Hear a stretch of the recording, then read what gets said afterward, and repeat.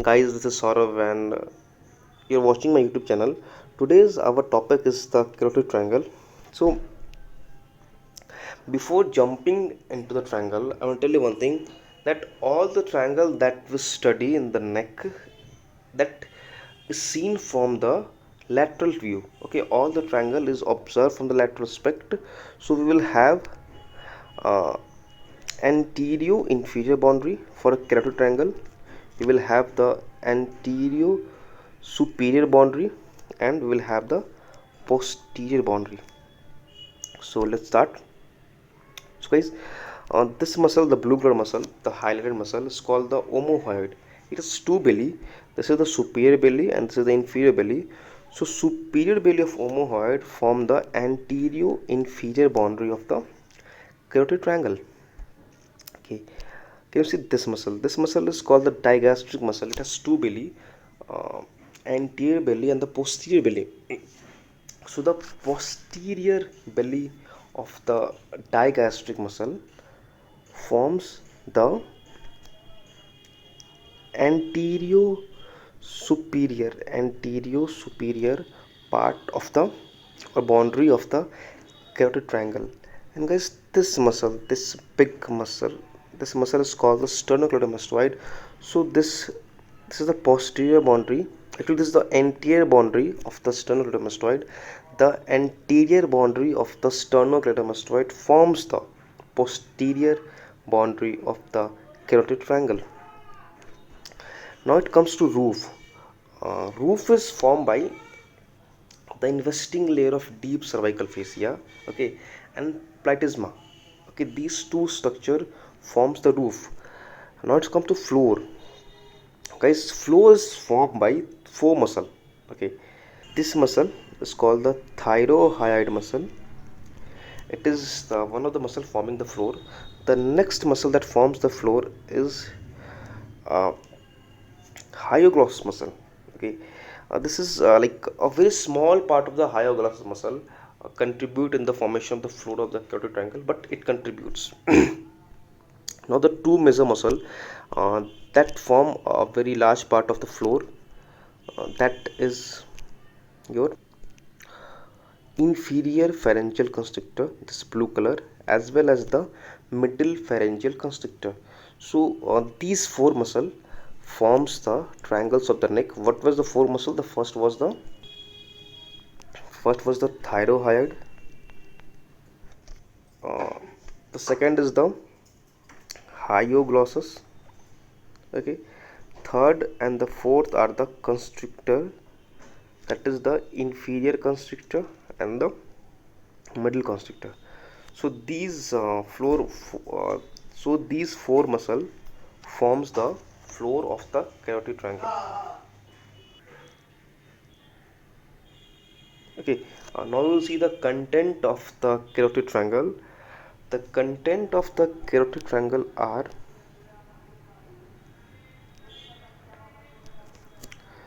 we have the carotid artery CA, we have the internal jugular vein, we have last three cranial nerve, okay, and we have ansa cervicals.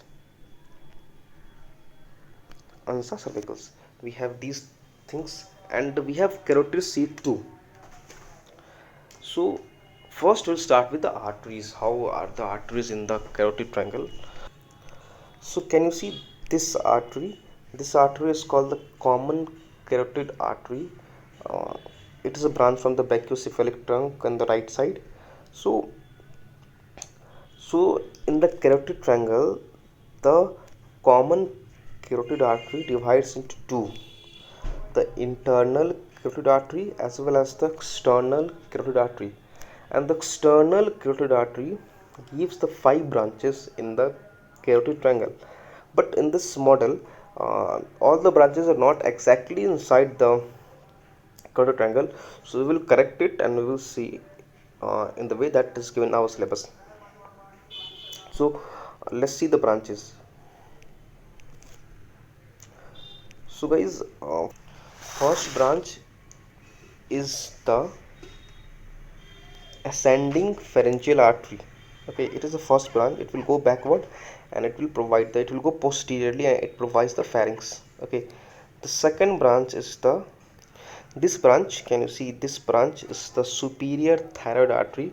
Okay, it provides the blood supply to the larynx as well as the thyroid gland. Now the third part is the lingual artery. So lingual artery is somewhat small and it runs somewhat more medially. So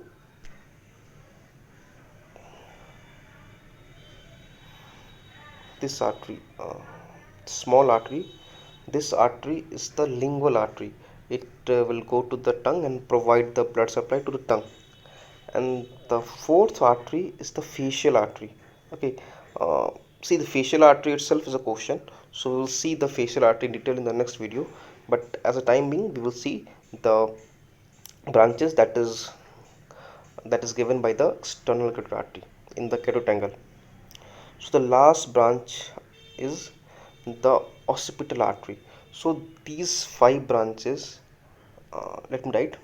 So the first branch was the ascending pharyngeal artery, second branch was superior thyroid artery, third branch was lingual artery, fourth branch was facial artery, and the fifth branch was occipital artery. So these five artery are the branch from the external carotid artery in the carotid triangle. Okay, now it's come to the vein. Okay, what are the veins? So we have only one vein in the carotid triangle, that is this vein. This is called the internal jugular vein. This is the only vein that is the content of the carotid triangle. Okay, let's go into the nerves. What are the nerves in the carotid triangle? So as I said, that last three cranial nerves, that is 10, 11 and 12, these three cranial nerves are the nerves in the carotid triangle. So let's see it. So this nerve, the blue color nerve which is highlighted, this nerve is the cranial number 11 nerve, the spinal accessory nerve.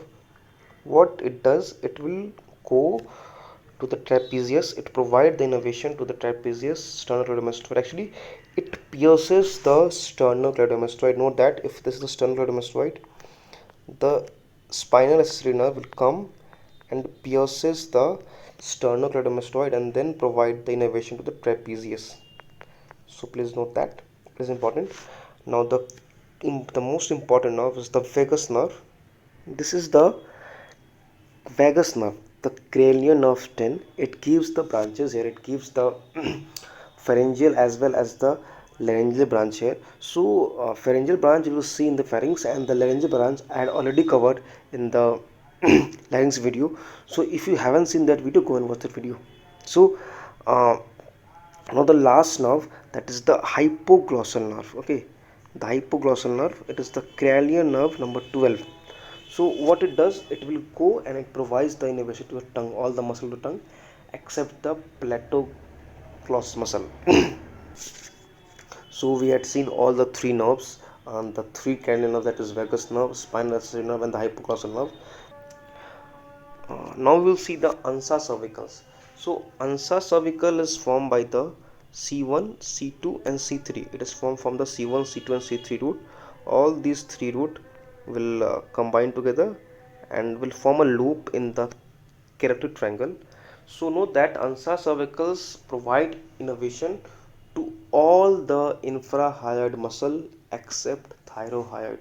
This is important thing because thyrohyoid is innervated by the hypoglossal nerve.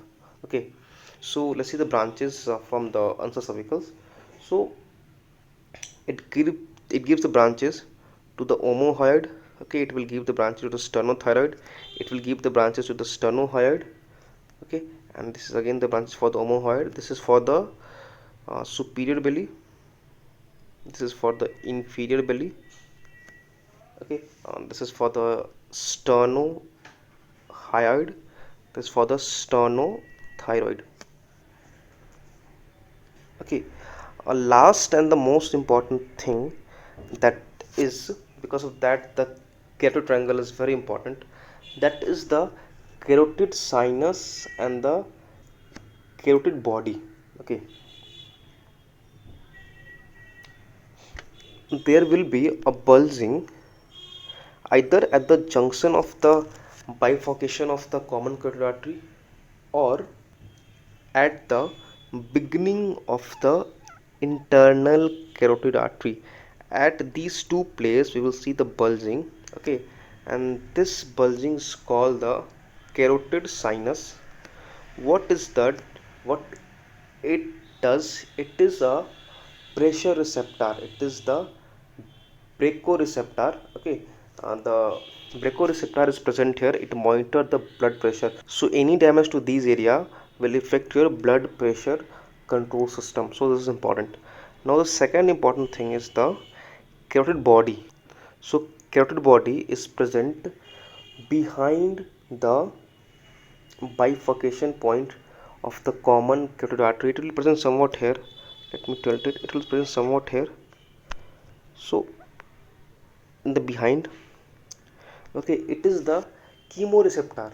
Okay, the carotid sinus is a brachoreceptor, but carotid body is a chemoreceptor. It checks the CO2 and O2 level of the blood. Okay, so if any damage to this area will disturb the pH of the blood.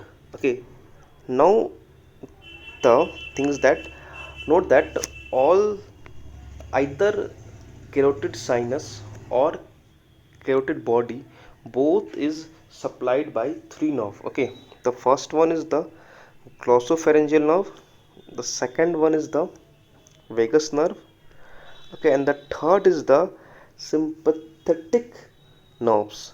So these three nerves innervate the carotid body as well as the carotid sinus. Okay, so we had seen all the things belonging to the carotid triangle. So the next video we will be seeing the posterior triangle of the neck, that is the occipital triangle as well as the subclavian triangle. So if you like this video, do subscribe my channel, share this video to all the friends, and like it, and don't forget to press the bell icon for the upcoming videos notification. Thank you guys. Saurav signing out.